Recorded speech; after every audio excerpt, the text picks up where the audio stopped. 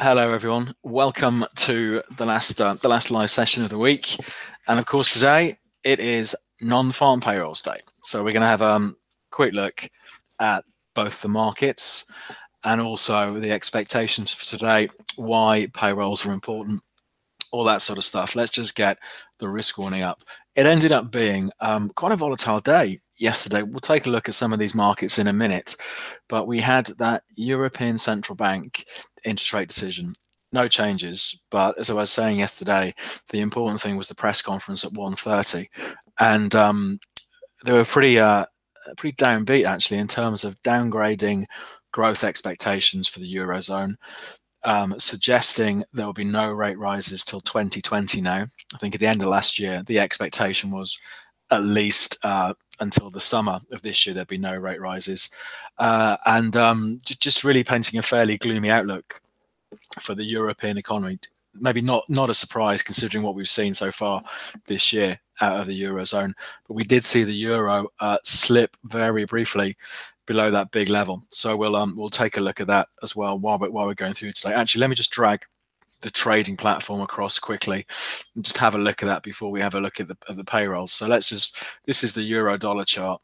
So let me just flip this so we can see what happened yesterday. I mean, we have seen the market bounce back, but there's the move. So we were doing the webinar yesterday around about here. There's the interest rate decision. Yesterday, no change. And then just selling off press conference from 1:30 about here when the market was about 112.60, and then sells off to 111.80 last night. So that's the lowest we've been. Okay, so let's just flip that over to a daily view. So this does mean that the euro slipped to its lowest level against the dollar since June 2017. So we are what's that? 19-month low hit yesterday against the euro against the dollar. It has bounced back. It's back above 112 now. And I think it's going to be an interesting market to watch next week. I think it's always difficult when we get a sharp move like that.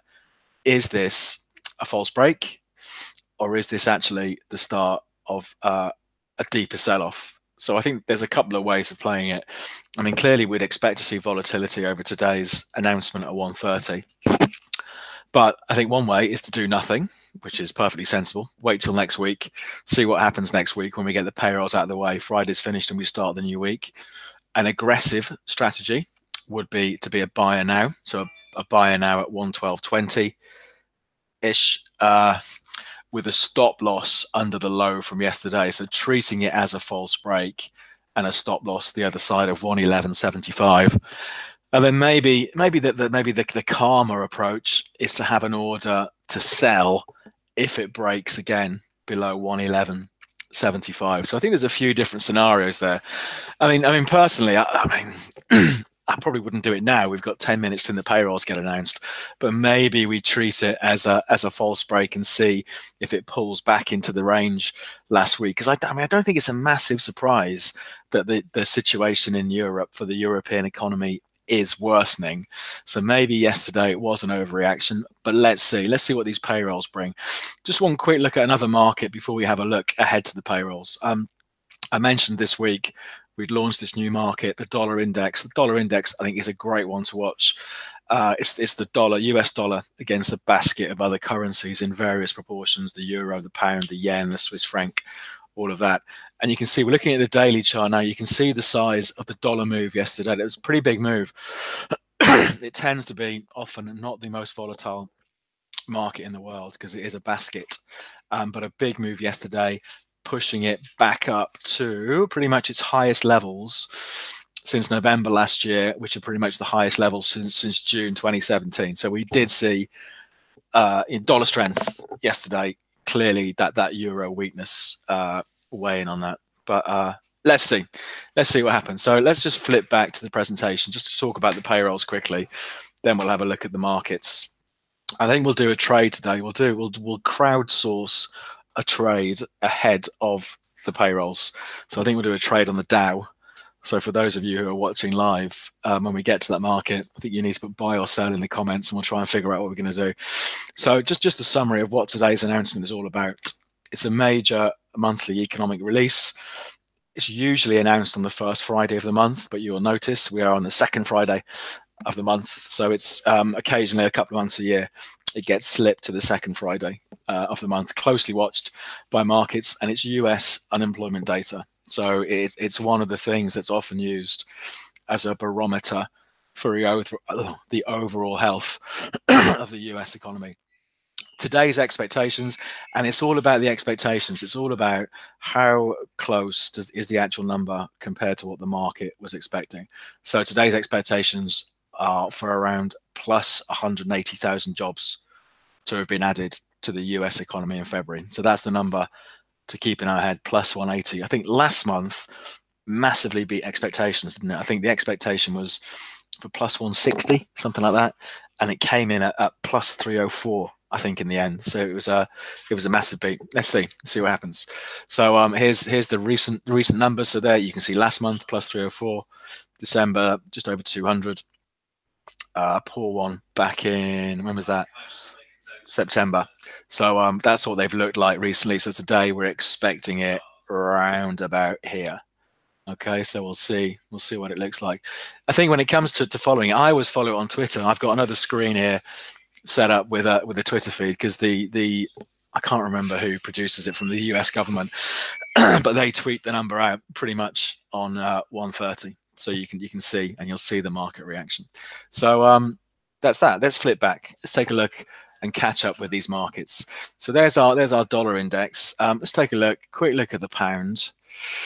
I think pound's still under a bit of pressure so far this week, but again, we're getting closer to what I think could be an important level. I mean, clearly the Brexit rumbles on.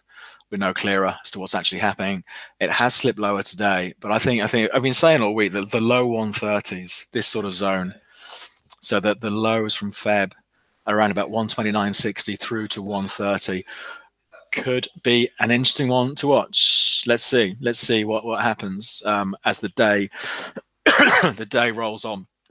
But I am expecting strength to come back in, but at the moment it is still weak. I think if we go back to the bigger view, look something like that, our recovery off the Jan lows is still chugging away.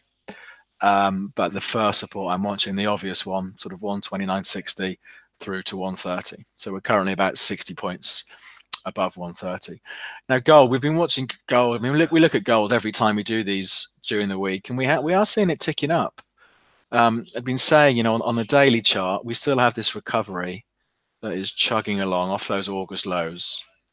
The market has sold off since the middle of Feb from $13.45 down to $12.84. But we've been watching this level all week, sort of $12.75, the lows from Jan before it sort of rose $70.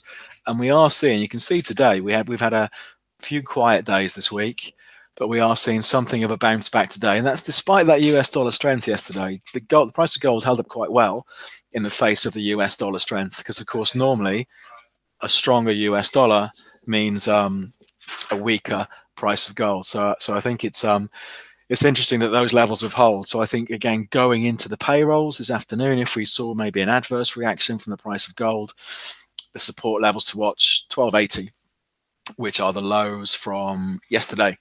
So this whole 1280 to 1275 zone has been a big one for the price of gold. So for me, that trend is still up. It's always been a question, how deep would the sell-off go?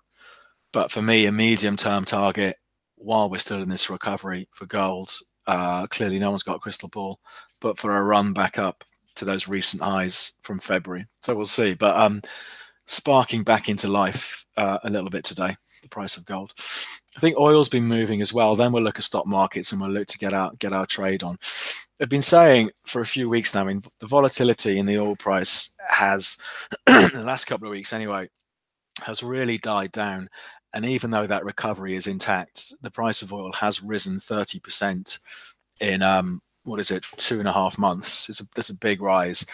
I think it's always vulnerable up here, $58 to $60 a barrel. It was a bit of a barrier last year, and it's just banging around at the moment. So we're pretty much trading where we were a month ago for the oil price. But let's take a look on the hourly charts, because whenever we've seen sell-offs in oil, it's been pretty sideways for a couple of weeks now. but sell-offs have been opportunities. So we've seen 55 underpinning any weakness in oil for a couple of weeks, and 58 really being the top. So at the moment, trading at 55.60-ish. I think it's an interesting one to watch going into this afternoon, because we have seen buyers for oil down at these levels for about 3 weeks or so. So if oil is going to bounce from anywhere, excuse me, I think these sort of levels look pretty interesting. Very oversold on the hourly RSI. So it's quite an extreme on the shorter term RSI anyway. We haven't been this oversold since back here at the end of January. So let's watch that 55 level in oil. I think if it starts breaking below 55, the risk is for a much deeper sell-off. Maybe back to the Feb lows around about 52. So it could be an interesting afternoon for the oil price. And then finally, how are we doing for time? I'm going to keep an eye on the time. Stock markets under pressure again. Let's take a look at the Dow. Let's do the Dow. Where are we? Dow Jones. Then we'll get our trade on. So stock market's under pressure. So we had that positive opening on Sunday night in Asian trade. The Dow getting to nearly to 26,200. Reverses it all during Monday session and more. We have a sort of a nothing couple of days, but under pressure again yesterday. So at the moment, it's looking, if we're really weak for the week for the Dow. We're back to where we were the 15th of Feb. So 2-3 week low on the Dow. It's traded in. It's a 900 point range almost. We've seen this week from 26,200 on Sunday night to as low at the moment as 25,340. Now, I'd never recommend doing this, but to give us a bit of excitement, we'll do a trade over the payroll. So we've got 3 minutes left until the number gets announced. Very often, the first move can be the wrong move. I think I say this every time we do these payrolls webinar. How the market reacts, you often see a knee-jerk reaction in the first half an hour. Let's say the pound falls, and then as the day goes on, the move gets reversed. So I think it's a difficult one to trade as soon as it comes out. Trading it before it comes out is arguably even more stupid. But let's do it. We'll do a little trade on the Dow. So this is real money. This is my real money in this account. So we'll only risk 30 quid or so. But let's do a YouTube vote now. Are we buying or selling? So I think there are arguments for both. I mean, clearly the trend for this week has been down.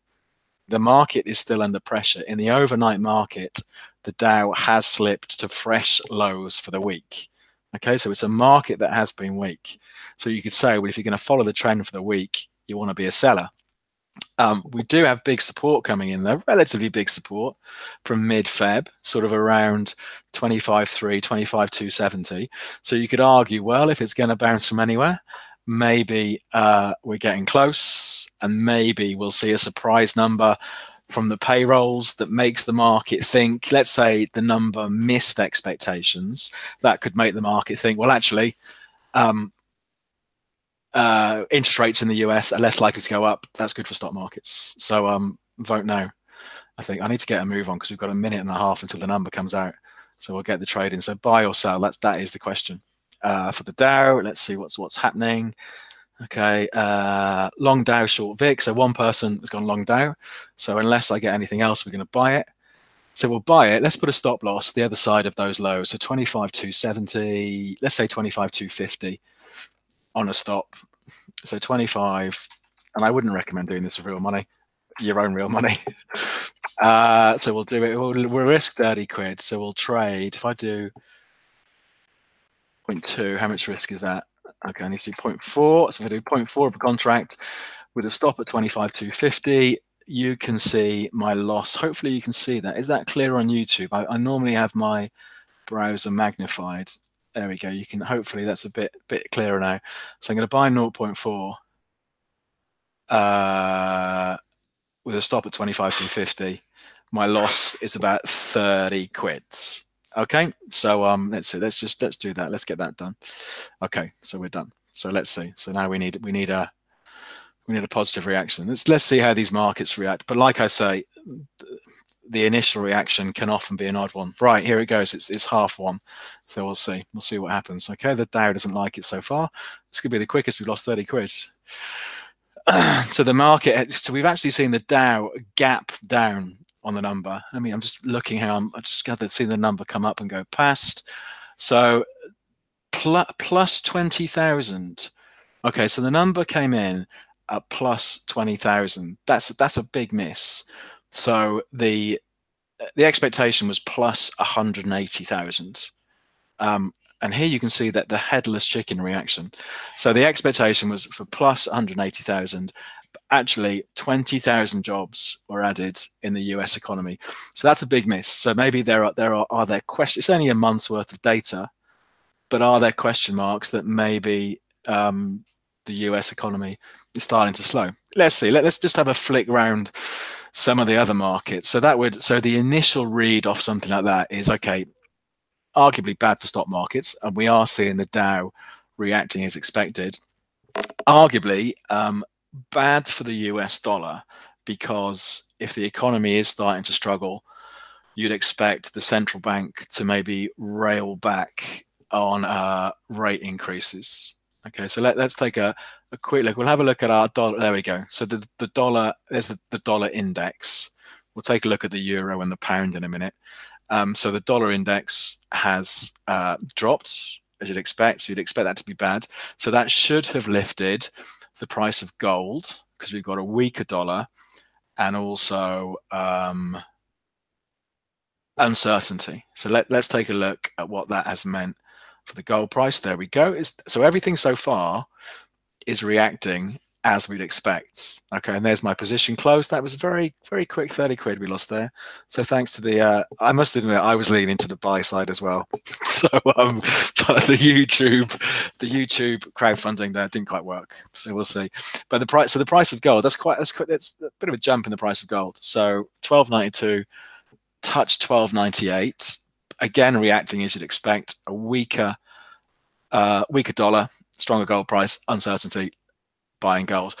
And oil, I'd expect oil to have slid a bit. Let's take a look. Yeah, oil has slid a little bit, because again, if economies are slowing down, commodities like oil, demand is going to slow. Okay, but again, let's keep this in perspective. This is only 1 month's number, so I think we can often see some odd knee-jerk reactions, but a weaker oil price. But I think it all makes now for an interesting afternoon. Let's just take a quick look at the pound and the euro. What did the euro do off the back of that? So the euro spiked higher. So euro against the dollar jumped about 25 points on the announcement. So again, if like I was saying earlier, the aggressive trade for the euro, if you want to be a buyer, thinking yesterday's move was a false break, then a stop loss under yesterday's low. Let's see what the euro does for the rest of today, but it is pretty much still recovering. But it is, I think it's a really difficult event to trade, because you get, if you just look at the euro, if you flip this over to a 1 minute chart, look at the reaction, and you do have this almost headless chicken reaction from the markets, where when the announcement came out, the euro jumped from 112.20 to 112.40. It's completely reversed that move and is actually now trading a little bit below. So I think personally, if you really want to trade on payrolls day, wait for the dust to settle. Yeah, give the markets, I don't know, half an hour to settle down, and see if they can figure out some sort of trend for the rest of the day. But that's quite a surprising miss, I think, to have just 20,000 jobs. But we did have a big beat last time around of the Dow. I bet the Dow is going to rally now, isn't it? After me getting stopped out. Again, it's the headless chicken effect for the market. So we'll see. Let's see what's going on into this afternoon. So interesting markets to watch this afternoon. Stock markets still, because they've been in decline for all of this week. They still look pretty weak. Let's see what happens. Let's see when the markets open officially at 2:30 UK time. Do we see these lows after the payrolls continue to hold? Oil is interesting because $55, just going back to the hourly chart, has been big support over the last couple of weeks. So again, be looking, once the mania has calmed down a bit, be looking for things to settle down maybe this afternoon, and do we see strength coming back in ahead of 55? And the price of gold, because that payrolls has played into the arguments for a gold recovery, and we have been holding above sort of 1275, 1280 all this week. So lots going on. We could well see a fairly volatile finish to the week as a whole this afternoon. I think lots of markets moving off the back of this. So let's see where we are at 2:30 when stock markets open, and whether the Dow can claw back some of those losses. We'll start wrapping things up there as usual. We're back on Monday, 12:30, the usual sort of look ahead to the week and everything else. To never miss out, if we do send the push out via our someone did ask to look at Tesla. We'll take a look at Tesla before we finish properly. We do send a push out via our app when we do these things live, but to never miss out, if you click on subscribe on YouTube, you'll get a notification whenever we do it. So let's take a bit of a calmer look at something now. Someone's saying, let's take a look at Tesla. I think the shares have been and they've been all over the place the last year or so. I must admit, I've not been following it that closely lately, but I do remember last summer when I think Elon Musk was tweeting about taking it private. We saw at 420, I think he was saying, we saw this massive rise. Then it sells off, and it's just been pretty choppy. So at the moment, we're trading, or yesterday, Tesla closed at 276. Which is pretty much where they were going back to here, going all the way back to 2014. So plenty of volatility, clearly, but actually no real net change in the last 4 years or so. And I think, big levels coming up. I mean, 240 has been massive support for Tesla. I think as of yesterday, I think it still looked pretty weak for me. But I suppose if you really wanted to buy into Tesla shares, when they've dipped below 300 over recent years, we have seen the buyers come back in. So I think it's going to be interesting to see what happens over the next few weeks. I mean, clearly, I think with more of the more mainstream manufacturers now moving into electronic cars, it's going to be quite a test for Tesla over the months to come. But let's see what happens. Let's see what happens with the share price. I think it's still pretty weak, but 240 has been $245 a share has been a floor for the Tesla share price. Someone's asked about the FTSE 100. Let's have a look. Oh, and Sam, your question: if you're having any problems, you think you weren't getting an answer you wanted off customer service, just drop me an email and I'll see what I can do. My email is david.jones@Capital.com, and we'll see if I can sort something out for you. FTSE, there's our FTSE chart. So FTSE 100.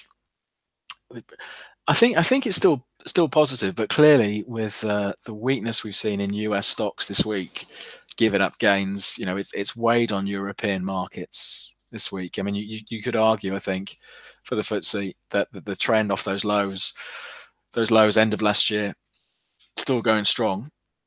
7,000 has been pretty good support. Currently trading at 7,090. But I think we need to see strength coming back into US markets to try and lift the FTSE. So I'd still be, watching for areas to see where it bounced back, because we had that correction in the middle of Feb to the end of Feb, recovers, correcting again now, and sort of 7,000, 7,050 is a big level. But I think it's all about the US markets maybe sparking back into life. Let's see what this afternoon brings. And someone's asked about the VIX. So the volatility index, the VIX, I think like the dollar index, can be a good barometer of what's going on, like a wider market picture.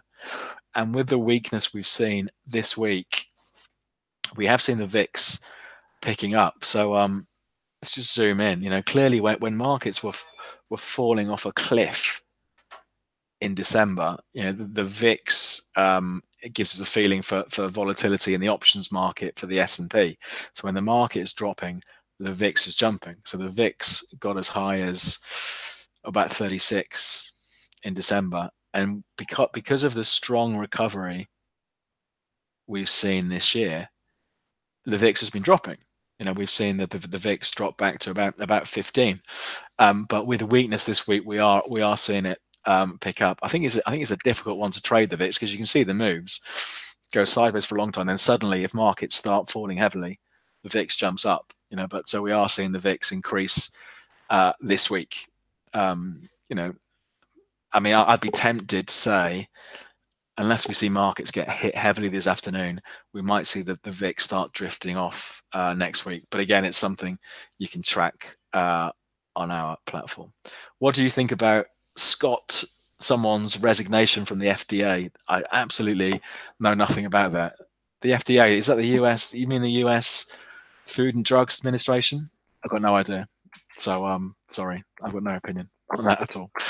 Right, let's bring that up. We'll wrap things up there. We'll see how these markets are later on today. So thanks for coming along. That's quite a big miss by the unemployment numbers. The unemployment numbers, I should say, for February.